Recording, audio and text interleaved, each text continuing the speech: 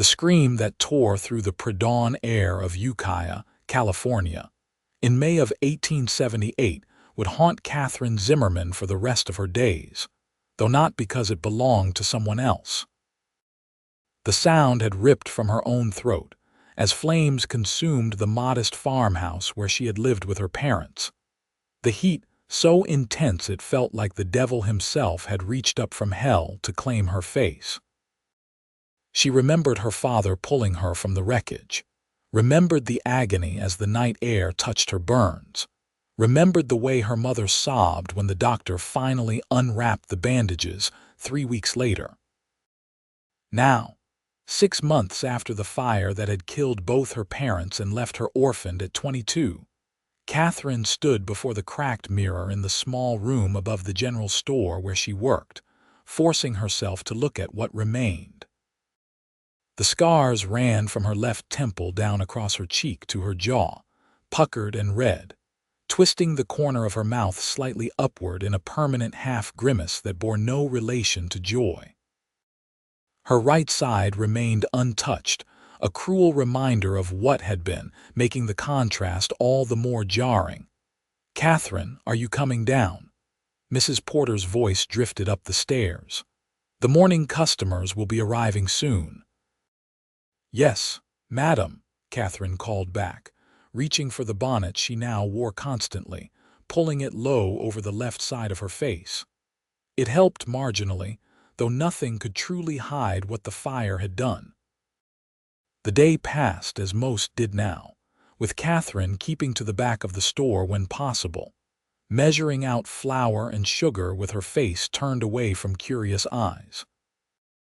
Ukiah had grown considerably since the railroad reached Mendocino County, bringing prospectors and ranchers and families seeking new opportunities in California's northern valleys. Most of the newcomers treated her with awkward kindness. The longtime residents, who remembered her as she had been, sometimes looked at her with such pity it made her want to scream again. It was nearly closing time when Thomas Marsh arrived at the store, his mother in tow. Catherine knew what was coming before Mrs. Marsh even opened her mouth. Thomas had been courting her before the fire, had even hinted at marriage, though nothing formal had been arranged. "Catherine, dear," Mrs. Marsh began, her voice dripping with false sweetness. "Thomas and I wanted to speak with you." Catherine set down the bolt of fabric she had been measuring and turned to face them, tilting her chin up with what remained of her pride. Thomas would not meet her eyes. "My Thomas has been offered a position in San Francisco," Mrs. Marsh continued. "Quite a good opportunity, you understand. He will be leaving next week." "I wish you well, Thomas," Catherine said quietly, understanding perfectly what was not being said. Before the fire, she would have been invited to accompany him as his intended. Now she was simply being informed of his departure. Thomas finally looked at her, and what she saw in his eyes was not cruelty but relief. "I hope you will be happy, Catherine," he mumbled before practically fleeing the store, his mother following with considerably more dignity. Mrs. Porter emerged from the back room where she had clearly been listening. "That boy was never worthy of you," she said firmly, but her eyes were sad. That night, Catherine lay awake in her small room, listening to the sounds of Ukiah settling into sleep around her. The tears came unexpectedly, hot and bitter, and once they started, she could not seem to stop them. This was her future now, a life spent in the shadows, hiding from gazes that ranged from pitying to horrified, watching from the sidelines as other women married and built families. "Nobody wants a scarred bride," she whispered into the darkness, the words bitter as bile. The next morning brought an unusual request. A rancher from the Eastern Valley needed supplies delivered to his property, a substantial order that would require the wagon. Mr. Porter had thrown his back out the previous day, leaving them short of drivers. "I can take it," Catherine offered, eager for any excuse to escape the confines of the store and the whispers that seemed to follow her everywhere. Mrs. Porter looked doubtful. "It is quite a distance, dear. The Crawford Ranch is a good 2 hours out." "I grew up driving a wagon, Mrs. Porter. I will manage perfectly well." In truth, Catherine welcomed the prospect of time alone, away from watching eyes. She set out just after dawn, the wagon laden with supplies ranging from flour and sugar to tools and leather goods. The road east from Ukiah wound through golden hills dotted with oak trees, the morning sun warm on her shoulders. For the first time in months, Catherine pushed back her bonnet, letting the wind touch her scarred face without shame.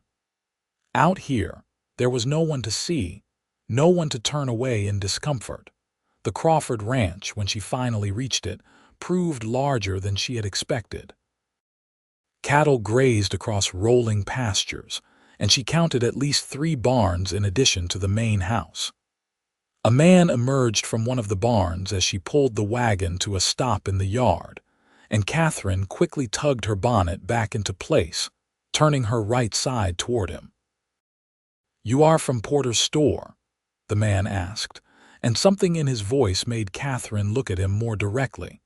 He was tall, with dark hair and eyes the color of summer sage. His face was weathered from years in the sun, probably in his early 30s, and he moved with the easy confidence of a man comfortable with hard work.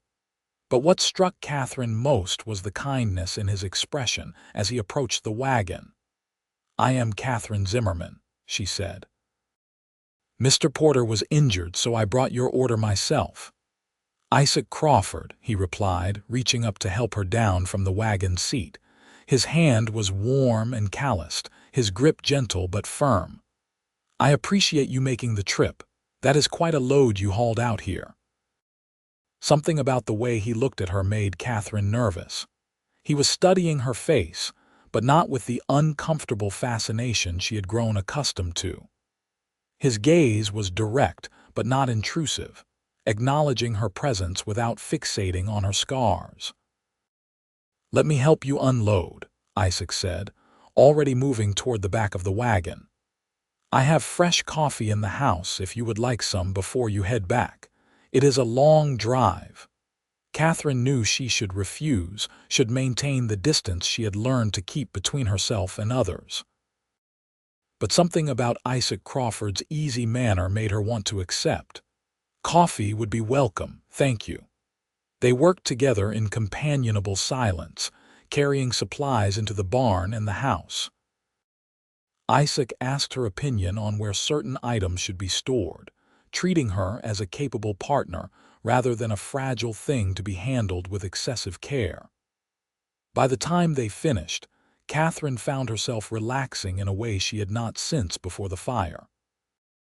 The inside of the ranch house was neat and well kept, though it bore the unmistakable signs of a bachelor household.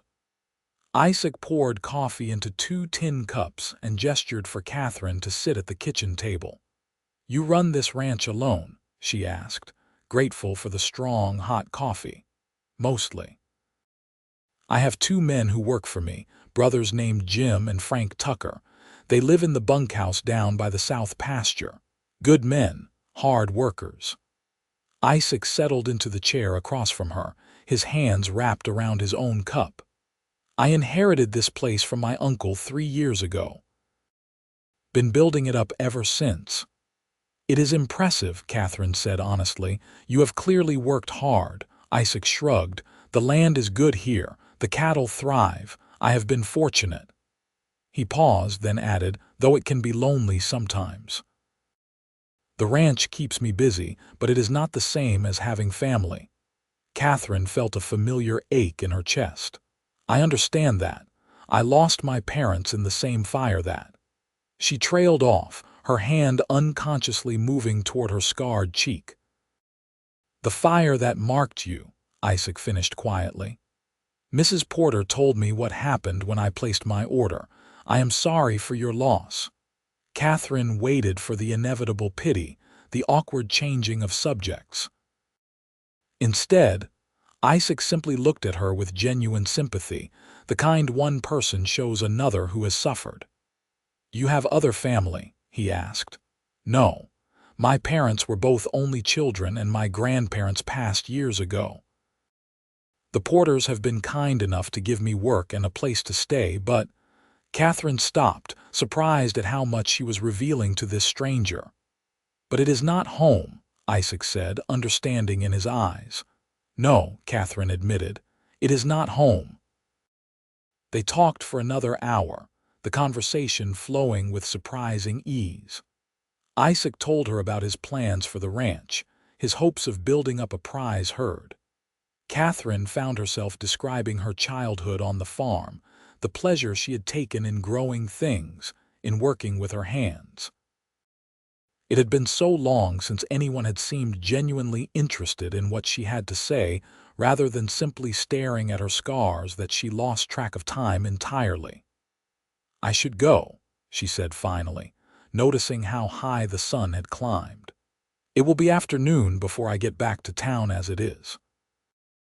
Isaac walked her out to the wagon, helping her up onto the seat with the same gentle courtesy he had shown all morning. "Miss Zimmerman," he said, looking up at her, "would you consider having dinner with me? Perhaps Saturday evening in town." Catherine felt her heart clench. She had learned not to hope for such things anymore. "Mr. Crawford, I do not think. I would very much enjoy your company," Isaac continued, his voice sincere. "And I make a trip into Ukiah most Saturdays anyway for supplies. We could eat at the hotel restaurant." Catherine looked down at him, searching his face for any sign of pity or false charity. She found only honest interest and a touch of what might have been nervousness. "Why?" The word came out more sharply than she intended. Isaac did not flinch. "Because I find you interesting. Because I enjoyed talking with you this morning more than I have enjoyed talking with anyone in quite some time. Because I would like to know you better." He paused. "Is that reason enough?" For a long moment, Catherine could not speak around the tightness in her throat. Finally, she nodded. "Saturday evening, then." The smile that spread across Isaac's face was like sunlight breaking through clouds. "I will call for you at 6 o'clock. Catherine drove back to Ukiah in a daze, her emotions swinging wildly between hope and fear. She tried to tell herself not to read too much into Isaac's invitation, that he was simply being kind, that nothing could come of it. But a small, stubborn part of her heart refused to listen to reason. Mrs. Porter's reaction when Catherine told her about the dinner invitation was decidedly mixed. "Isaac Crawford is a good man," she said slowly, "but Catherine, dear, you must be careful. I would not want to see you hurt." "What do you mean?" Catherine asked, though she thought she knew. "Only that a man like Mr. Crawford, with a successful ranch and good prospects, could have his pick of unmarried women in the county. You must ask yourself why he has chosen to show interest in you." The words stung precisely because they echoed Catherine's own fears. "Perhaps he simply enjoys my company," as he said. Mrs. Porter's expression softened. "Perhaps he does, dear. I hope that is the case. Just guard your heart, that is all I ask." But guarding her heart proved impossible. Saturday arrived with agonizing slowness, and Catherine found herself actually looking forward to something for the first time in months. She put on her best dress, a deep blue calico that brought out the color of her eyes, and arranged her hair as attractively as she could while still allowing it to partially conceal her scars. Isaac arrived precisely at 6 o'clock, driving a clean buggy and wearing what were clearly his best clothes. If he noticed the stares and whispers that followed them as they walked to the hotel, he gave no sign, keeping up an easy stream of conversation that helped settle Catherine's nerves. The hotel restaurant was the finest establishment in Ukiah, with white tablecloths and actual china plates. Catherine had not eaten in such a place since before the fire, and she felt acutely conscious of her appearance as the other diners glanced their way. But Isaac seemed oblivious to the attention, pulling out her chair with perfect courtesy and asking her opinion on what to order. "Tell me more about the farm where you grew up," he said once they had placed their orders. "You mentioned you enjoyed growing things." Catherine found herself describing the vegetable garden she had tended, the satisfaction of watching seeds transform into flourishing plants. "My mother always said I had the best touch with tomatoes in the county," she said, smiling at the memory. "We would have more than we could possibly eat, so I would preserve them. My father loved my tomato preserves." "Do you still make them?" Isaac asked. Catherine shook her head. "I have not had a garden since the fire. There is no space behind the general store, and even if there were, I barely have time with my work." "That seems a shame," Isaac said thoughtfully. "A talent like that should not go to waste." The food arrived, and as they ate, the conversation continued to flow. Isaac proved to be an attentive listener, asking questions that showed genuine interest. He told her about the challenges of ranching, the satisfaction of seeing his herd grow, the constant battle with weather and predators, and the simple difficulties of making a living from the land. "It sounds like hard work," Catherine observed. "It is," Isaac agreed, "but it is honest work, and it is mine. When I look out over the ranch, I can see what my efforts have built. That means something." Catherine understood that feeling, or at least she had once. Now her days consisted of measuring out goods in someone else's store, sleeping in someone else's room, living on someone else's charity. She had nothing that was truly hers anymore. As if sensing the direction of her thoughts, Isaac reached across the table and gently touched her hand. The gesture was so unexpected that Catherine almost pulled away, but something in his expression stopped her. "Miss Zimmerman," he said softly, "I hope this is not too forward, but I want you to know that I find your company deeply enjoyable. Would you allow me to call on you again?" Catherine's throat tightened. "Mr. Crawford, you must know that I am not. That is, since the fire, I am not the same person I was. People look at me differently now." "I am looking at you right now," Isaac said, his eyes steady on hers. "And I see an intelligent, capable woman who has survived a terrible tragedy with her spirit intact. I see someone who knows the value of hard work and who cares deeply about doing things well. Those are the qualities I admire in a person." "You see my scars," Catherine whispered, the words barely audible. "I see evidence of your survival," Isaac corrected gently. "Nothing more or less than that." Tears pricked at Catherine's eyes, and she blinked them back fiercely. She would not cry in the hotel restaurant, would not give the watching diners more to gossip about. "You may call on me again," she managed. Isaac's smile was warm and genuine. "Then I will look forward to it very much." He drove her back to the general store as dusk settled over Ukiah, the summer evening warm and fragrant with the scent of wild grass. Before she climbed down from the buggy, Isaac took her hand again. "Thank you for a wonderful evening," he said. "Thank you for inviting me," Catherine replied. She watched him drive away, her hand still warm from his touch, and allowed herself to hope. Over the following weeks, Isaac became a regular presence in Catherine's life. He drove into Ukiah twice a week, always finding an excuse to visit the general store, always finding a moment to speak with Catherine.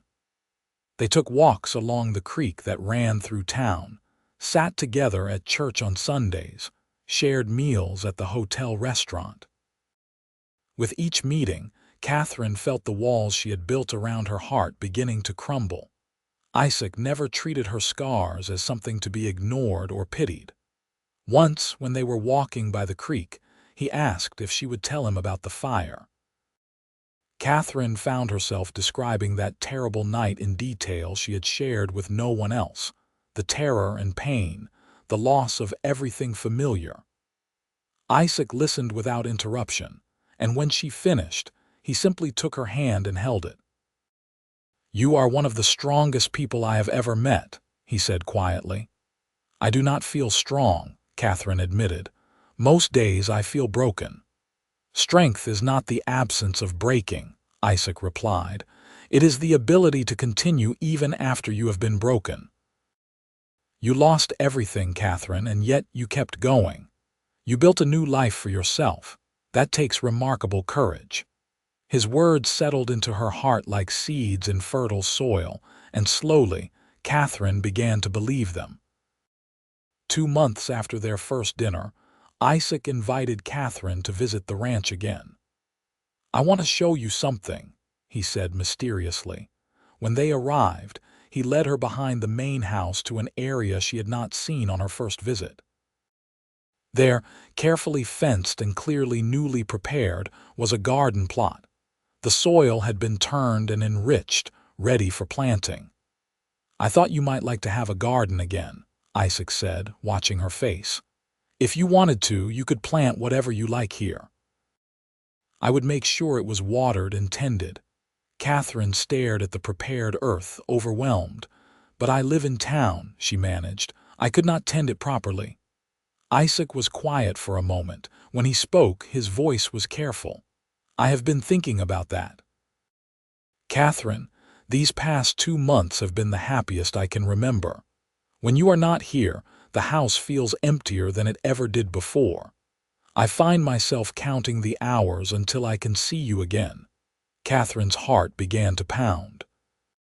She turned to look at him, afraid to understand what he might be saying. Isaac took both her hands in his expression serious but tender. "I am not a man given to pretty speeches. I know we have not known each other long by some standards. But I also know my own heart, and I know that I want to spend my life with you. I want to wake up to your smile every morning. I want to hear your thoughts on everything from cattle breeding to tomato cultivation. I want to build a life together, here on this ranch." "Isaac," Catherine whispered, her voice shaking. "I am asking you to marry me, Catherine," Isaac said simply. "Not despite who you are, but because of it. You are strong and kind and capable, and I love you. Will you be my wife?" For a moment, Catherine could not breathe. Everything she had convinced herself to stop wanting, stop hoping for, was being offered to her.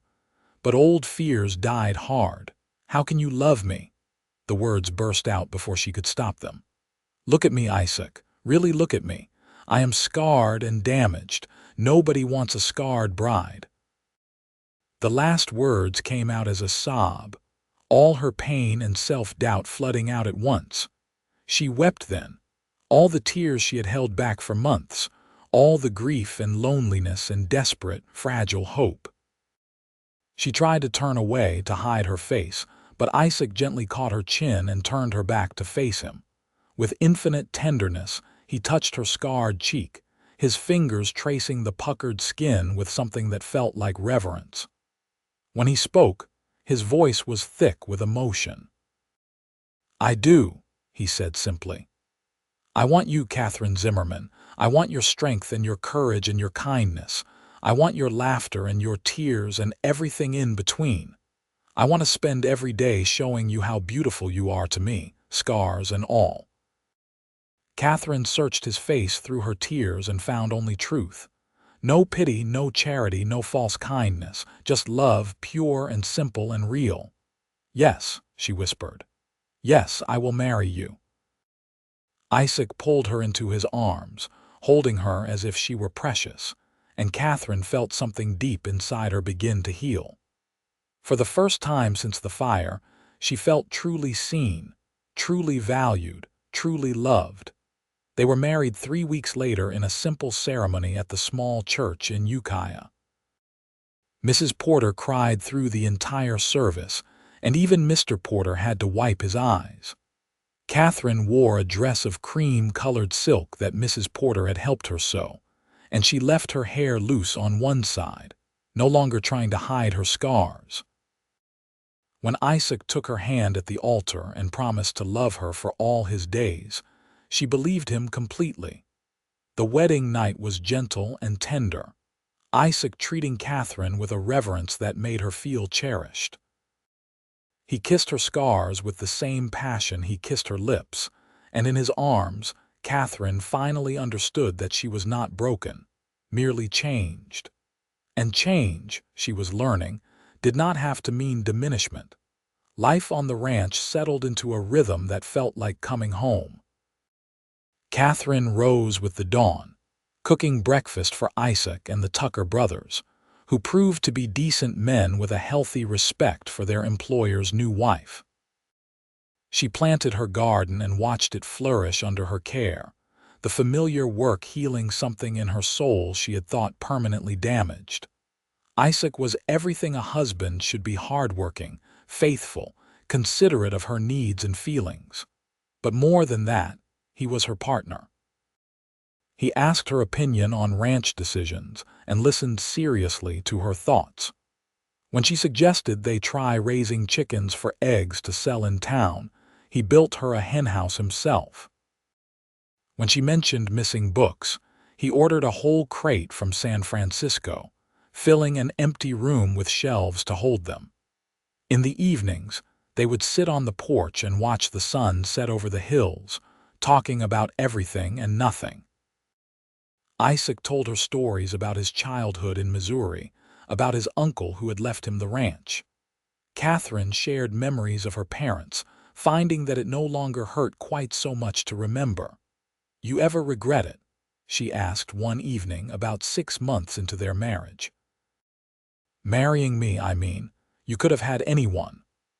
Isaac set down the piece of leather he had been working on and looked at her seriously. "Catherine, I need you to listen to me very carefully. I did not settle for you. I chose you specifically and intentionally because you are who I want. The only thing I regret is that you suffered to become the woman you are. I wish I could have spared you that pain, but I will never, ever regret loving you." "I love you too," Catherine said, the words coming easier each time she spoke them. "So very much." The first year of their marriage brought challenges and joys in equal measure. A hard winter tested their resources and resolve, but they weathered it together. Spring brought new calves and record rainfall that turned the hills emerald green. Summer brought heat and the constant work of maintaining the ranch. It also brought news that made Catherine both terrified and elated. "I think I am with child," she told Isaac one August evening, her hands trembling as she spoke. Isaac went very still, then crossed the kitchen in 3 strides and pulled her into his arms. "Are you certain?" "As certain as I can be without seeing the doctor. I have missed my courses for 2 months now, and I have been feeling ill in the mornings." "A baby," Isaac breathed, wonder in his voice. He pulled back to look at her face. "How do you feel about it?" "Scared," Catherine admitted. "But happy. So happy, Isaac." "We are going to see the doctor tomorrow," Isaac declared. "I want to make sure you and the baby are healthy." Dr. Harrison confirmed what Catherine already knew, pronouncing her about 2 months along and in good health. He gave her instructions for diet and rest, which Isaac immediately began enforcing with an enthusiasm that would have been amusing if it were not so touching. "I am pregnant, not fragile," Catherine protested when Isaac insisted on carrying a bucket of chicken feed she had lifted 100 times before. "Humor me," Isaac replied, kissing her forehead. "I have never been a father before. Let me be overly cautious until I learn the proper amount of caution." The pregnancy progressed smoothly, though Catherine found herself exhausted in a way she had never experienced before. Isaac hired a woman from town, a widow named Mrs. Chen, to help with the housework, over Catherine's protests. "You need to rest," he said firmly. "Mrs. Chen needs the work since her husband passed. It solves 2 problems at once." Mrs. Chen proved to be a cheerful, efficient presence in the household, and Catherine had to admit it was a relief to have help, particularly as her belly grew and simple tasks became increasingly difficult. Winter arrived early that year, bringing cold winds down from the mountains. Catherine spent more time inside, sewing tiny clothes and blankets, preparing for the baby that would arrive in late winter or early spring. Isaac would often find her in the nursery they had prepared, staring at the cradle he had built with his own hands. "What are you thinking about?"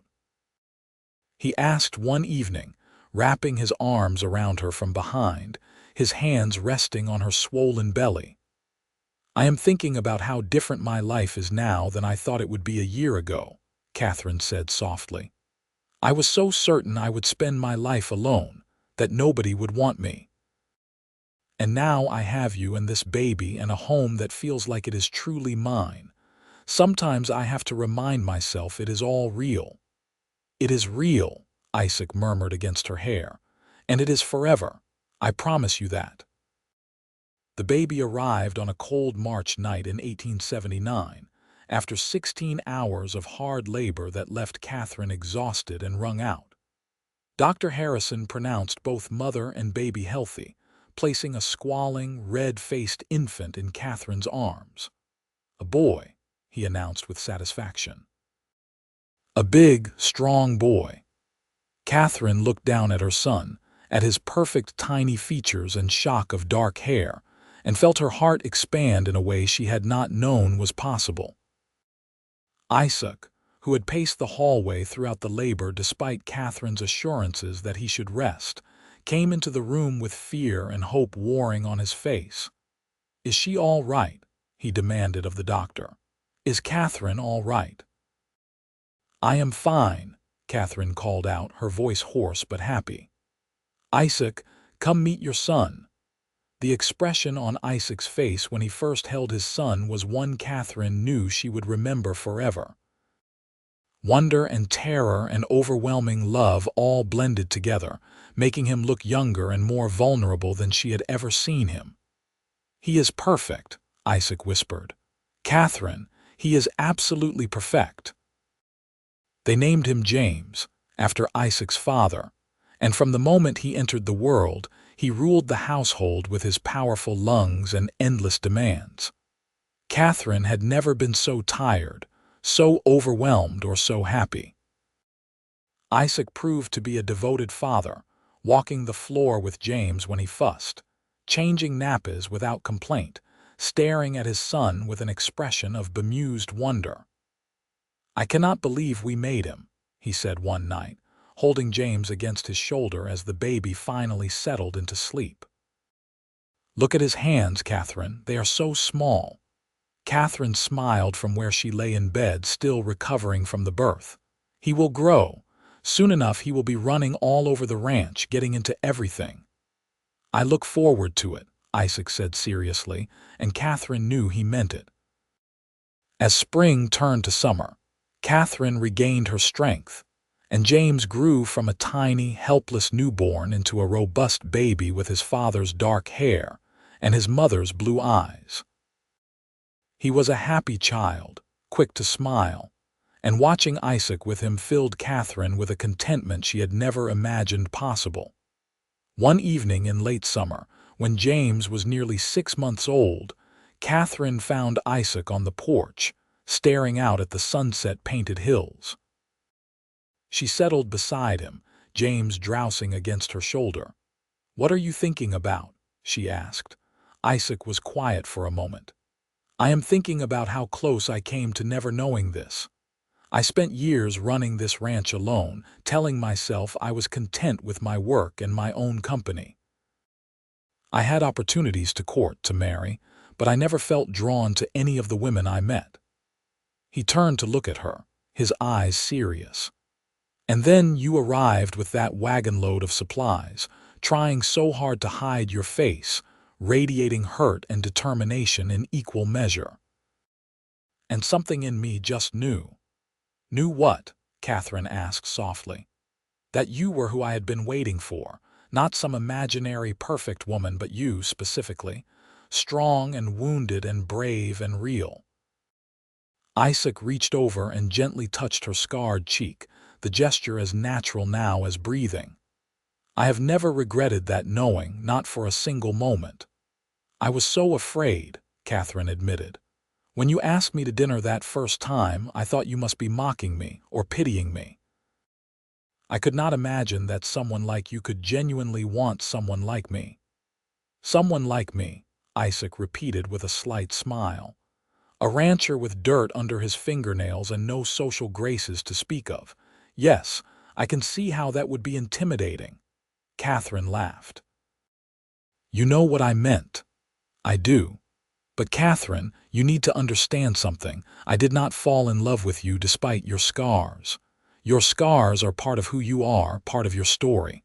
They are evidence of what you survived. How could I regret any part of you when every part makes up the whole? James stirred against Catherine's shoulder, making the soft sounds that meant he would wake soon and demand feeding.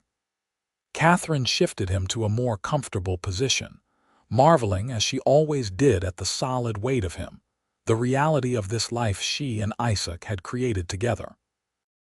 I want more of these, Isaac said suddenly, nodding toward James. If you are willing, I want this house full of children, full of noise and chaos and love. I want that too, Catherine said, warmth spreading through her chest. Though perhaps we could wait until James is sleeping through the night before we start on the next one. Isaac laughed, the sound rich and warm in the evening air. Fair enough. The next few years unfolded with a gentle rhythm that felt like grace. James grew into a sturdy toddler, curious about everything, fearless in the way of small boys. He followed Isaac around the ranch like a shadow, chattering constantly in his developing vocabulary. Catherine often watched them from the garden, her heart full as she saw Isaac patiently explaining things to their son, never too busy to answer questions or demonstrate how things worked.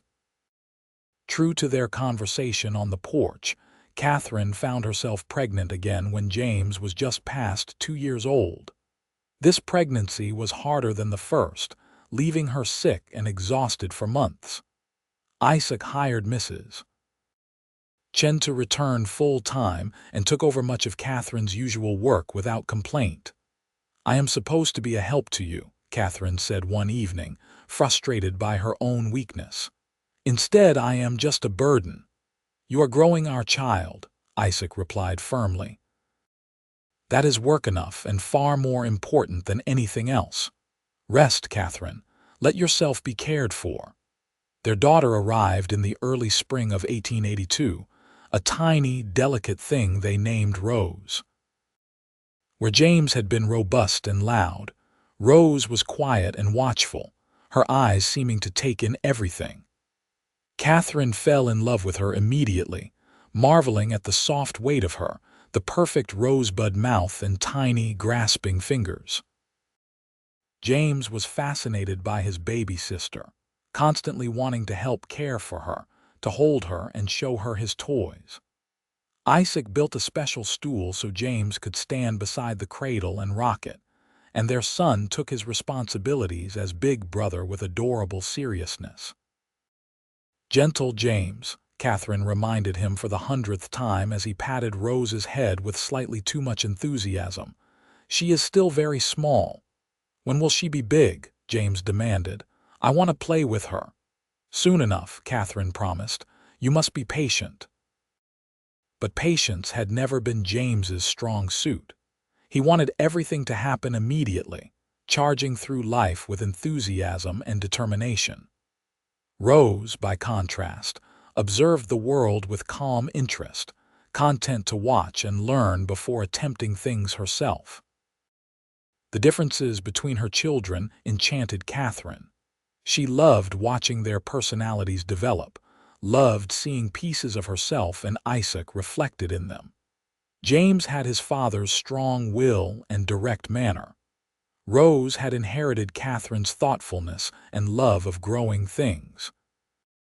Even as a small child, Rose would sit in the garden for hours, watching plants grow, gently touching leaves and flowers with careful fingers.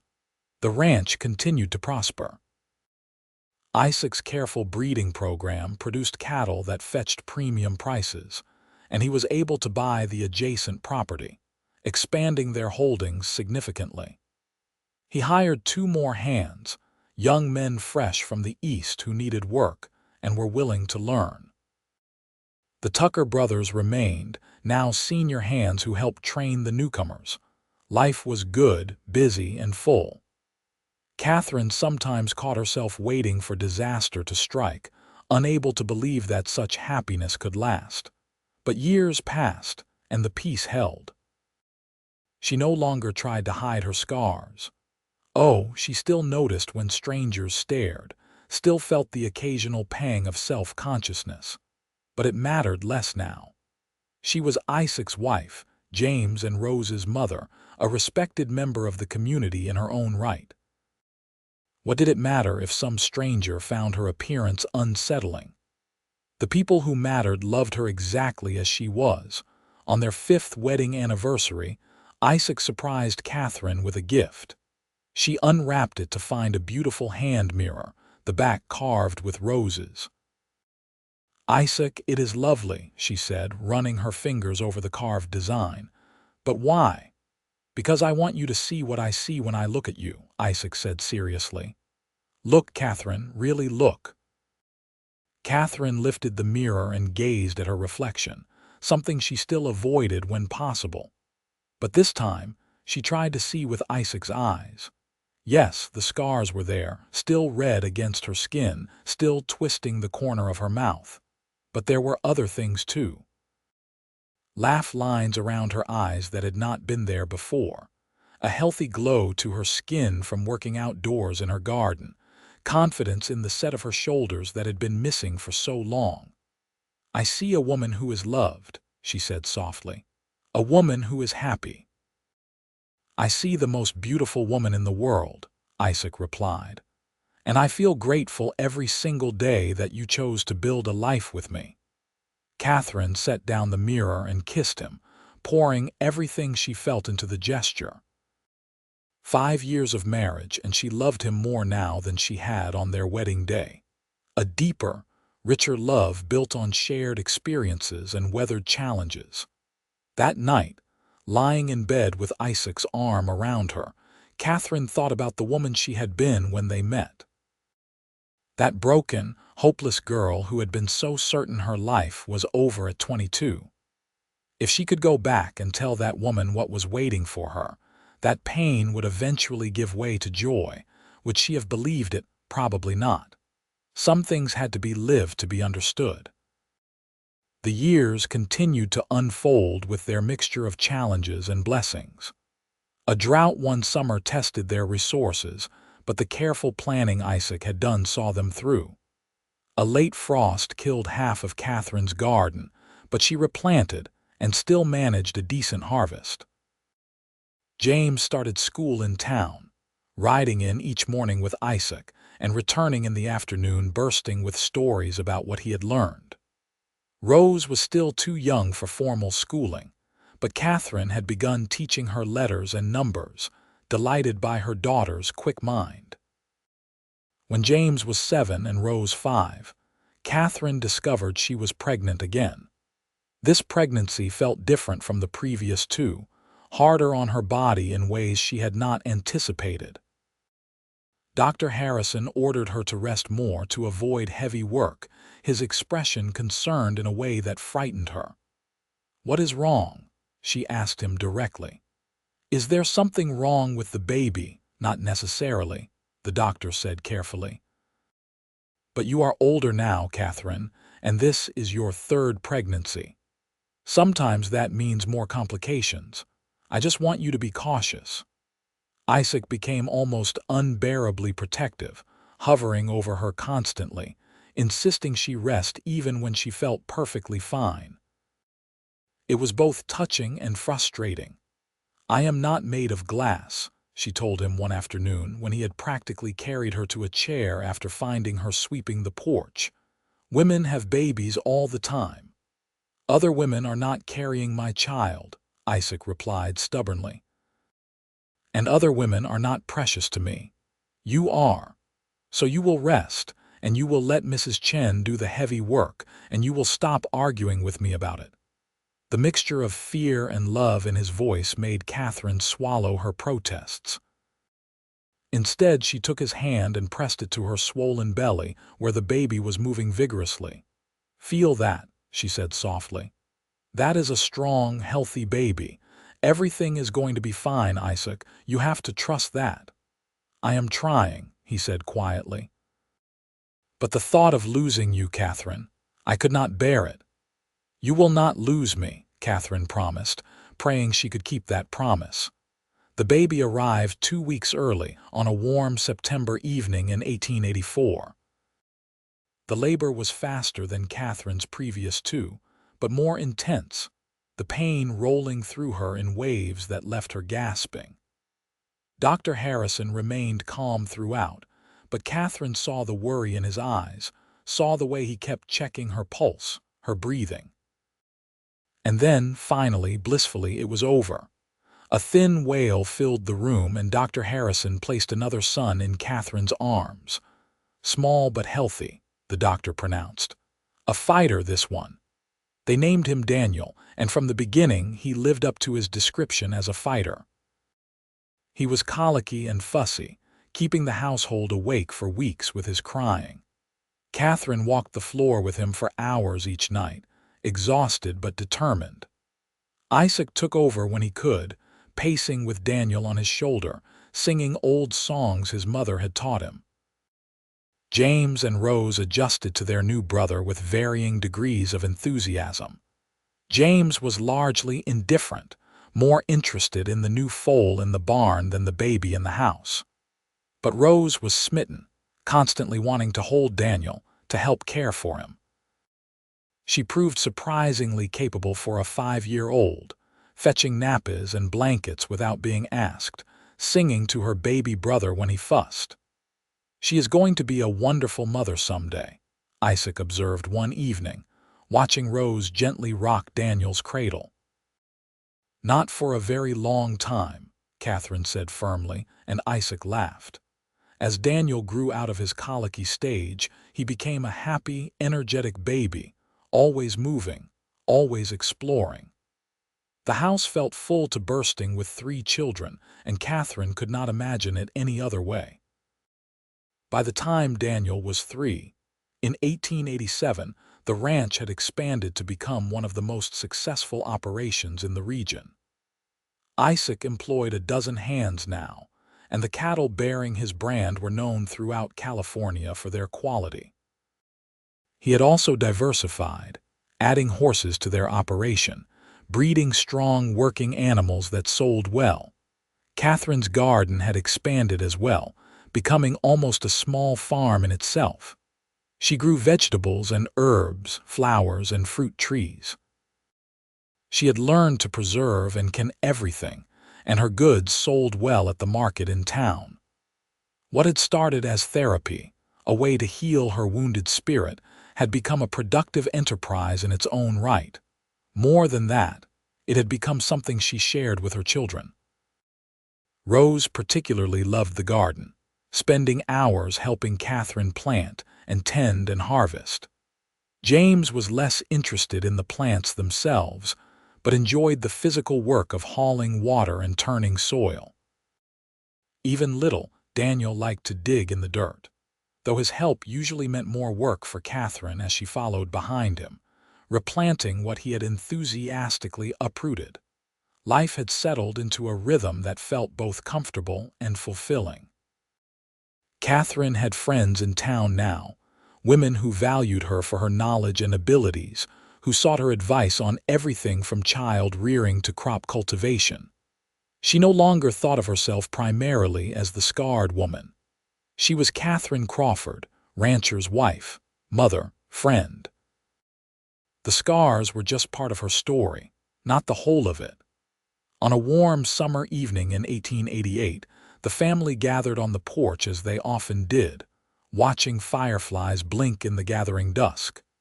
James, now 10, was telling some elaborate story about his day, gesturing wildly with his hands. Rose, 8, sat with her needlework, listening to her brother with an expression of patient tolerance. Daniel, just turned 4, dozed against Catherine's shoulder, worn out from a day of energetic play. Isaac reached over and took Catherine's free hand, his thumb rubbing gentle circles on her palm.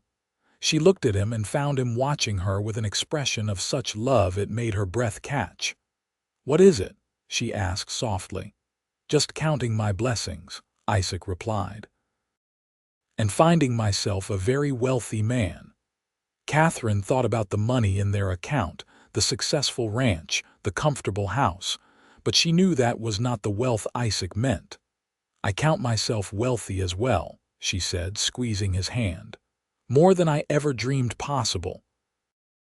That night, after the children were finally in bed, Catherine stood in front of the mirror Isaac had given her years ago, really studying her reflection. She was 32 now, no longer the young woman who had been so devastated by her scars.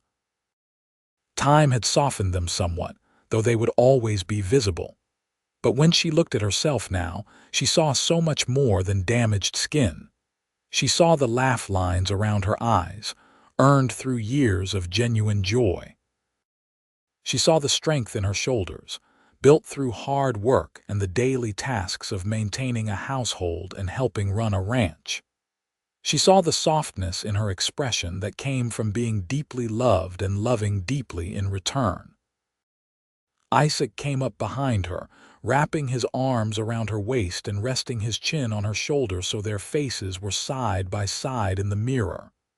"You know what I see?" he asked softly. "What do you see?" Catherine replied, leaning back against him. "I see home. I see love. I see every good thing in my life reflected in your face." He turned her to face him, his hands gentle on her shoulders. "I see the woman who took my lonely house and made it a home full of laughter and warmth. I see the mother who guides our children with patience and wisdom. I see my partner, my love, my dearest friend." Tears pricked at Catherine's eyes. After all these years, he could still move her to tears with his words. "I love you," she said simply, "more than I have words to express."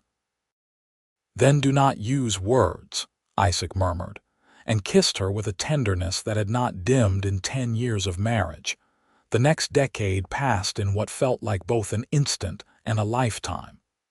The children grew and changed, developing into distinct individuals with their own dreams and interests. James proved to have a head for business, taking over more and more of the ranch's financial management as he got older. Rose discovered a talent for healing, spending hours with Dr. Harrison when he made his rounds, learning everything he could teach her. Daniel, their surprise baby, showed signs of his mother's love for growing things, constantly experimenting with new plants and cultivation methods. Isaac's hair began to show silver at the temples, and Catherine found her own hair shot through with white strands that glinted in the sunlight. They joked about growing old together, but the truth was neither minded the passage of time. Each year brought them closer, their love deepening into something that felt as essential as breathing. There were sorrows along the way, of course. Mrs. Porter passed away in 1892, and Catherine wept at her funeral, remembering the kindness shown to her when she had nowhere else to go. One of the Tucker brothers was killed in a terrible accident involving a spooked horse, and the whole ranch mourned him. A fever swept through Ukiah in 1895, and Catherine nursed all 3 children through it, terrified she might lose one of them. But they all recovered, and she offered prayers of thanksgiving through it all. Isaac was her constant. They had learned over the years how to navigate disagreements without damaging their bond, how to support each other through difficulties, how to celebrate joys together. They had built something solid and enduring, a love that weathered storms and grew stronger for having survived them. In 1898, James announced his intention to marry a girl from town, a sweet-natured young woman named Alice, whom he had been courting for over a year. Catherine helped Alice prepare for the wedding, sharing the wisdom she had gained over 20 years of marriage. It felt strange to be the mother of the groom, to watch her firstborn pledge his life to another. But it felt right as well, a natural progression of the life they had built. Rose, now 20, showed no interest in marriage yet, too focused on her studies with Dr. Harrison. The elderly physician had taken her on as an official apprentice, teaching her everything from setting bones to delivering babies. Catherine was immensely proud of her daughter's dedication and skill. Daniel, at 14, was still young, but Catherine could already see the man he would become. He had Isaac's integrity and her own quiet determination, combined with a gentleness that was entirely his own. On their 20th wedding anniversary, Isaac took Catherine back to the spot behind the house where he had proposed, where her garden now flourished. "Do you remember what I told you here?" he asked, holding both her hands in his. "You asked me to marry you," Catherine said. "You told me you loved me. You touched my face and said you wanted a scarred bride." Her voice caught on the last words. "I said I wanted you," Isaac corrected gently. "Not despite anything, but because of everything you are." Has the last 20 years changed that? Catherine thought about all they had been through together. The births of their children, the losses they had weathered, the challenges they had overcome. The small daily kindnesses and the grand gestures. The laughter and tears, joys and sorrows, all of it woven together into a life that felt rich beyond measure. "It has only made it more true," she said softly. "I love you more now than I thought it was possible to love anyone. You have given me a life I never dared to dream of." "You gave me the same," Isaac replied.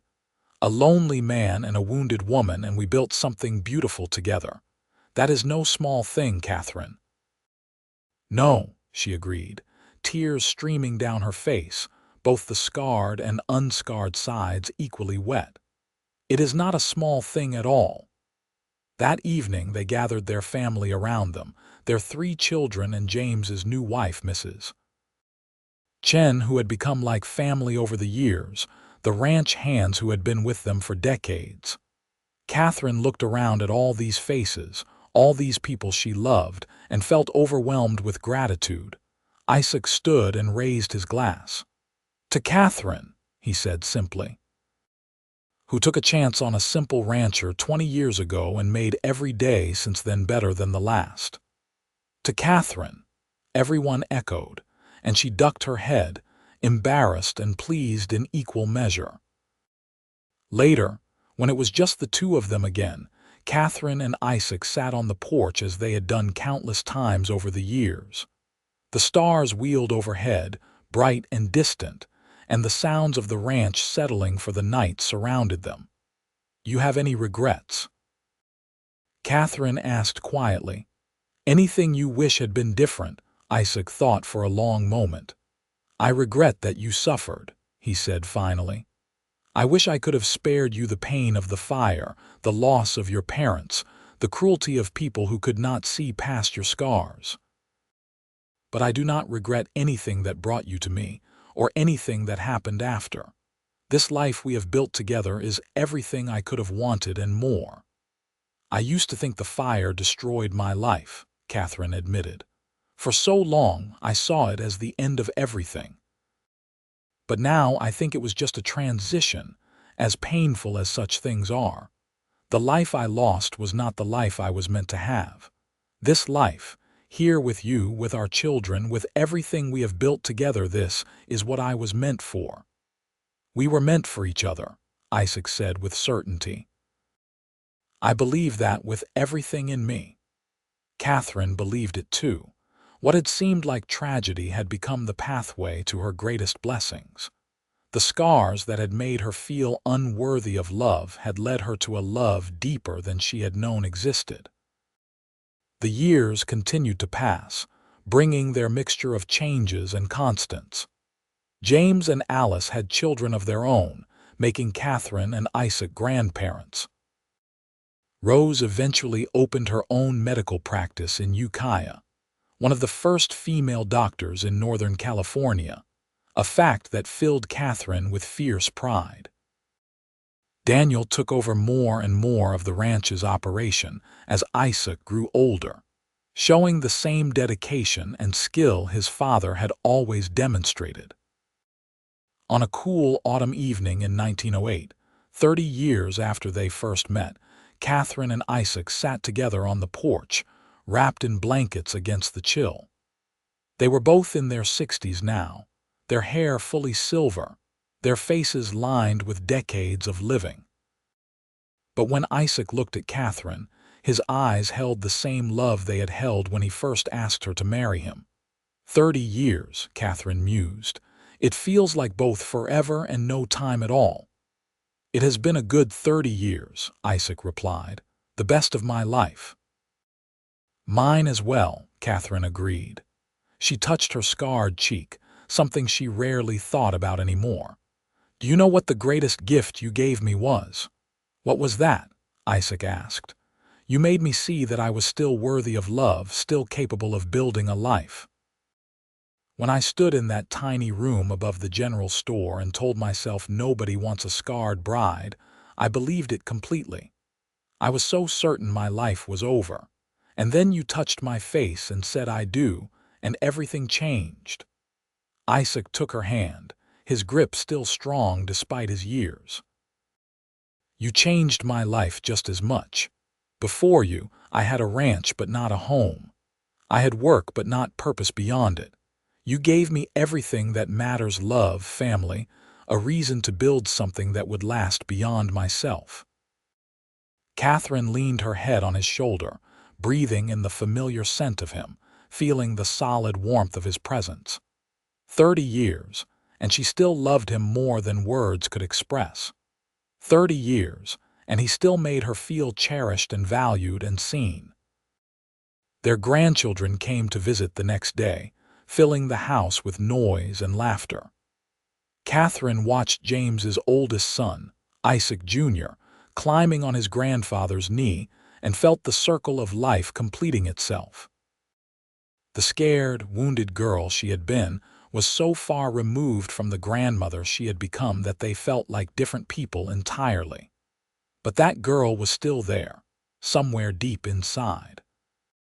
Catherine thought about her sometimes, about all the pain she had endured and all the strength she had shown even when she had not felt strong. That girl had survived when survival seemed impossible. She had kept going when every reason to give up presented itself.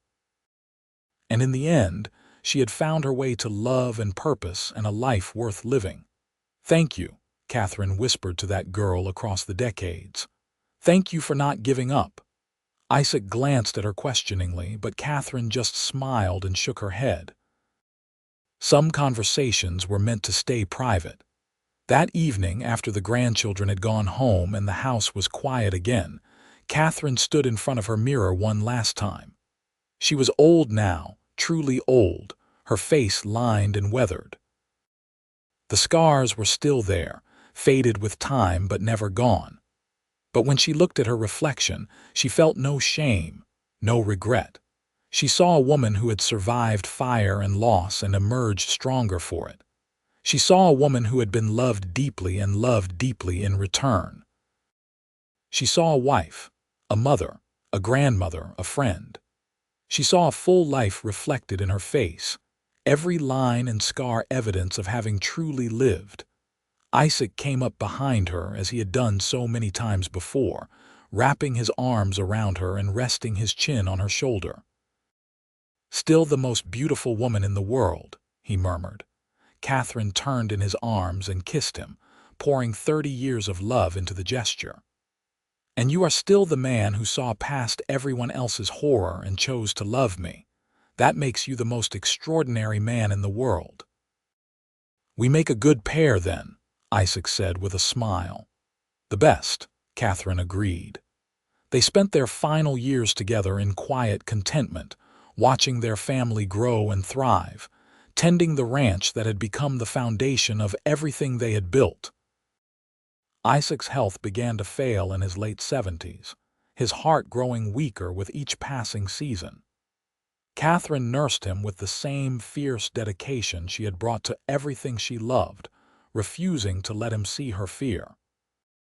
On a warm spring morning in 1912, Isaac Crawford passed away peacefully in his sleep, Catherine's hand in his. She sat beside him for a long time after he was gone, memorizing the beloved lines of his face, grateful beyond measure for every year they had been given. The grief was profound, the loss almost unbearable. But Catherine did not break. She had learned long ago that she was stronger than she looked, more resilient than she felt. And she had learned that love did not end with death. It continued, woven into the fabric of everything they had built together.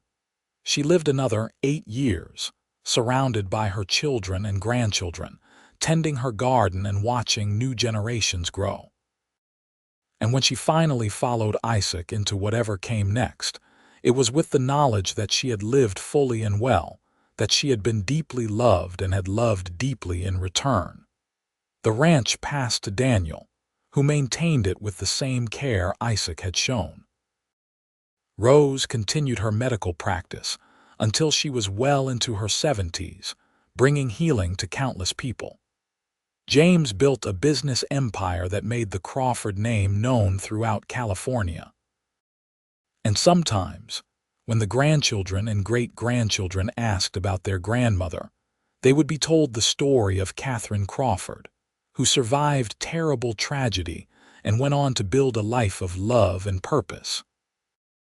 They would be told about the fire that scarred her face and took her parents. They would be told about the rancher who saw past her scars to the woman beneath. But mostly, they were told about a love story for the ages, about two people who found each other and built something beautiful together. About a woman who thought nobody would want a scarred bride, and the man who touched her face and said, "I do." And in the telling, the story lived on, a testament to the truth that scars do not determine worth, that tragedy does not have to mean the end, and that love, when it is real and true and deep, can transform everything.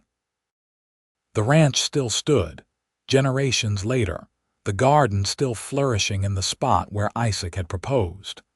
And if you looked carefully, you could still see the initials carved into an old oak tree I see.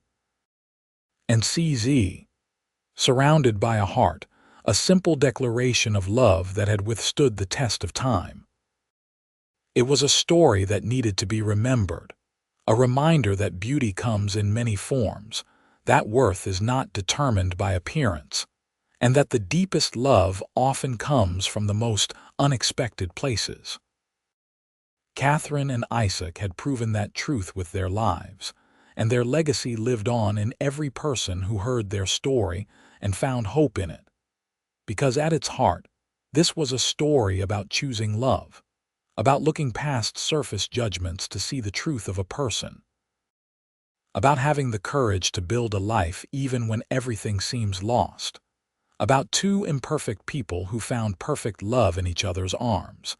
It was a story that began with weeping and ended with joy, a story that started with scars and finished with healing.